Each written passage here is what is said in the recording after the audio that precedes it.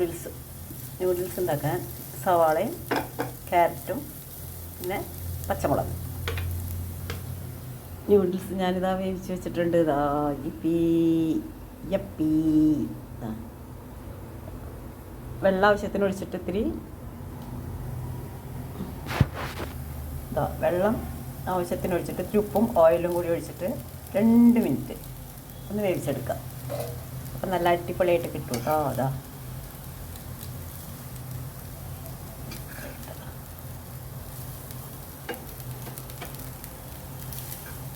നമ്മുടെ നൂഡിൽസ് അവിടെ റെഡിയായി. Thanks for watching video. Thank you so much. ഇത് നമുക്ക് തിന്നാൽ മതി കേട്ടോ. അങ്ങനെ അടിപൊളി ടേസ്റ്റ്. ഞാൻ അതിൻ്റെ ഇത്തിരി പൊടിയും കൂടി ഇട്ട് കൊടുക്കട്ടെ. ആവശ്യത്തിന് വെള്ളം, ഉപ്പ്, ഓയിൽ ഒഴിച്ച് നന്നായിട്ട് തിളച്ച് കഴിയുമ്പോൾ നമ്മൾ ഈ നൂഡിൽസ് പൊട്ടിച്ചതിലിടുക. അതിലിട്ട് കഴിഞ്ഞിട്ട് ഒരു 2 മിനിറ്റ് നമ്മളതൊന്ന് വേവിക്കുക. എന്നിട്ട് കൊട്ടയിലേക്ക് ഊറ്റിയിടുക.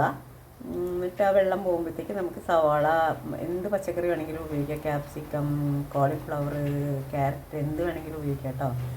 പച്ചമുളക്, മല്ലിയില ഒക്കെ വേണം. എന്നിട്ട് അത് സവാള നന്നായി വഴറ്റി ഒരുപാട് ബ്രൗൺ കളറൊന്നും ആവണ്ട.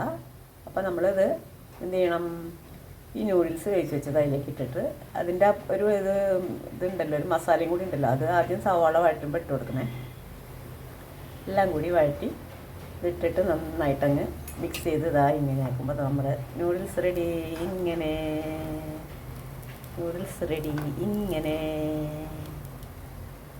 എന്താ അടിപൊളി ടേസ്റ്റ്. ഇല്ല നമുക്ക് നൂഡിൽസ് കിട്ടി.